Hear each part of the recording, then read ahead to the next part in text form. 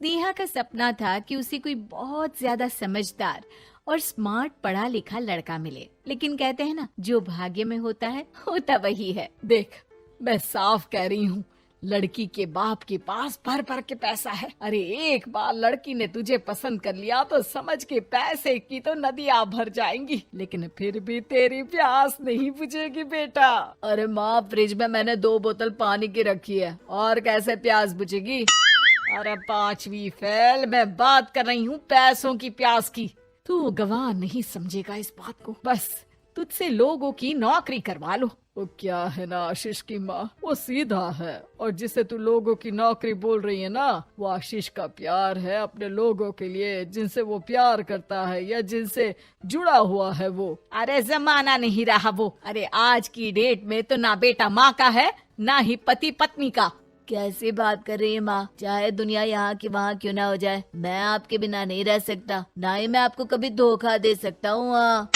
अरे हाँ, ठीक है। देख, लड़की को पढ़ा लिखा लड़का चाहिए तो वहाँ चुप रहना। जबान खोलेगा तो पता चल जाएगा कि 5वीं पास है। अरे तो पढ़ा देती ना आगे, माना सौतेली माँ हो, लेकिन दहेज की लालच तो अपने बेटे जैसी ही रख रही हो। पापा ऐसा मत बोलिए ना माँ को, वो मेरी माँ है, मैं उनसे बहुत प्यार करता हूँ। अच्छा बेटा, कुछ नहीं कहता, बस तैयार हो जा, चलते हैं और देखते हैं कि कौन है लड़की और क्या चाहती है। सभी मिलकर लड़की देखने जाते हैं, जहाँ स्नेहा आशीष को देखकर ही इम्प्रेस हो जाती है। वाह, कितना हैंडसम है। आशीष से मेरी शादी हो जाती है, लेकिन पता नहीं कितना पढ़ा लिखा है। स्नेहा, लड़का बहुत अच्छा है, बेचारी की माँ दूसरी है, लेकिन देख रही है ना, हीरा भी इतना चमकीला नहीं होगा जितना कि ये। स्नेहा को समझ नहीं आता कि वो क्या करे। वो आशीष से मिलती है, उसके साथ भी उसकी बातें उसे भा जाती है। मैंने नहीं सोचा था कि इतना पढ़ा लिखा लड़का मुझे मिलेगा। मैं शादी करने के लिए तैयार हूँ। और फिर स्नेहा और आशीष की शादी हो जाती है। शादी के बाद सासू माँ कहती है, अरे बेटा, वो तेरे जेवर मुझे दे दे, मैं संभाल कर रख दूंगी। स्नेहा, जो कि खुद भी एक समझदार लड़की थी, नहीं, मैं अपने जेवर नहीं दूंगी, उसके लिए तो मैंने पहले ही लॉकर खुलवा लिया था माँ जी। ये मेरी कुछ आर्टिफिशियल ज्वेलरी है, इसे रख लीजिए। वैसे मेरी अलमारी में जगह नहीं है ना। सास बेचारी नई बहू से क्या उलझती। सुनिए जी, मैंने आपके लिए खाना और नाश्ता बना दिया है, ऑफिस कब जाना है? कौन से ऑफिस में? मैं तो घर का सारा काम करता हूँ। हाँ? क्या बात कर रहे हैं? इतना पढ़ लिख कर आप घर का काम क्यों करते हैं? कितना पढ़ लिख कर? मैंने तो सिर्फ 5वीं तक पढ़ाई की है। तभी वहाँ सास आ जाती है। अरे 5वीं तक भी पढ़ लिया तो समझो मेरी कृपा से, वरना तो जो इसके लक्षण थे ना, क्या बताना। अच्छा आशीष, जरा बाहर जा और भाग कर टूथपेस्ट लेकर आ, सुबह से मंजन नहीं किया। और हाँ, फिर जाकर दुकान की सफाई कर देना, तेरा छोटा भाई दुकान पर जाने को तैयार हो रहा है। स्नेहा ये सब सुनकर हैरान रह जाती है। वो सोचती है कि आखिर उससे क्या गलती हो गई जो उसके साथ ऐसा हुआ। आशीष स्नेहा के पास जाता है। सुनो, तुमको तो मैंने पहली मुलाकात में ही बताया था कि। स्नेहा आशीष की बात ही नहीं सुनना चाहती है, वो जोर से चिल्लाती है, चुप रहो बिल्कुल, गंवार कहीं के।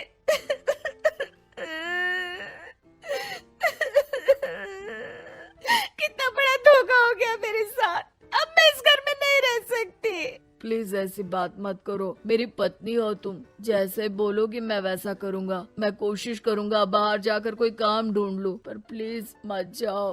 चुप रहो गंवार कहीं के, मैं तुम्हारे जैसी की बीवी हो ही नहीं सकती।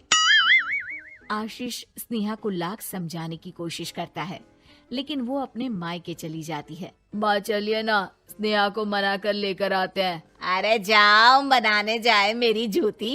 इतना घमंड, जैसे कलेक्टर हो कहीं की महारानी। अरे मैं तो तुझे कहूंगी कि तू भी भूल जा, हमने नहीं भगाया, खुद ही तो गई है। माँ वो बीवी है मेरी, मैं प्यार करता हूँ उससे, मैं जा रहा हूँ उसे लेने। वहीं स्नेहा के घर पर, माँ वो तो कुछ काम ही नहीं करता, घर का नौकर है, 5वीं पास, मैं नहीं रह सकती ऐसे आदमी के साथ। माँ बेटा, वो लड़का बहुत अच्छा है, उसकी तारीफ मैंने हर किसी से सुनी है। तेरा पति है, अब तक एक गलत माँ के साथ रह रहा था, तू सवारेगी तो सवर जाएगा। तभी वहाँ आशीष आ जाता है। मुझे माफ कर दो स्नेहा, पर प्लीज मुझे छोड़कर मत जाओ। मेरी माँ के जाने के बाद मुझे तुम्ही से सारी उम्मीद है। तुम जैसा कहोगी मैं करूँगा, पर प्लीज मेरे साथ रहो।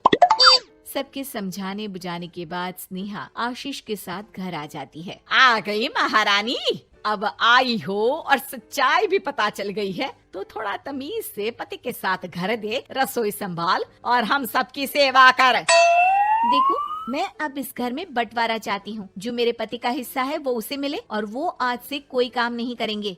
हिस्सा ले लो, लेकिन कमाओगे क्या, खाओगे क्या, धूल मिट्टी? अरे तेरा पति किसी काम का नहीं है, वो तो मेरा बेटा कमा रहा है तो 2 रोटी मिल जाती है इसे। तभी वहाँ स्नेहा के ससुर आ जाते हैं। मैंने एक बंद फैक्ट्री को पहले ही आशीष के नाम कर दिया है और घर के 2 तल्ले में 1 तल्ला ले लो। मैं तो आशीष के पास रहूंगा, वकील थोड़ी देर में आता ही होगा। अरे जाओ जाओ, 2 दिन में भूख से तड़प कर सब वापस आ जाओगे। बढ़िया आई बहू बेटे वाली। फिर क्या था, नेहा आशीष के साथ मिलकर बंद फैक्ट्री को खोलती है और मन लगाकर काम करती है। दोनों की मेहनत रंग लाती है और आशीष अपनी मेहनत से एक सफल बिजनेसमैन बन जाता है। लेकिन एक दिन, अरे बहू बेटा आशीष, मुझे माफ कर दो, मैं भी अब तुम लोगों के साथ रहना चाहती हूँ। इस कमबख्त ने तो दुकान का बेड़ा गर्क कर दिया। वो तो आशीष था जो सारा दुकान का काम संभालता था। बेटा हमारे पास तो अब खाने को भी नहीं बचा। माँ जी, इसे कर्म के फल कहते हैं। खैर, खाना है तो आपको और आपके बेटे को काम करना पड़ेगा, समझी? हे भगवान, अब ये दिन आ गए हैं कि बहू के साथ रहने के लिए मुझे काम करना पड़ेगा। बेटा आशीष, तू ही समझाना अपनी बीवी को। पता है ना मैंने तुझे कितने प्यार से पाला है। हाँ माँ, वो तो ऐसे ही बोल रही है आपको। अरे घर में काम काज के लिए बहुत सारे नौकर चाकर है, आप आराम से रहिए माँ। स्नेहा आशीष का अच्छा और सरल सच्चा व्यवहार देखकर मन ही मन सोचती है, मेरा पति गवार ही सही लेकिन दुनिया का सबसे अच्छा इंसान है।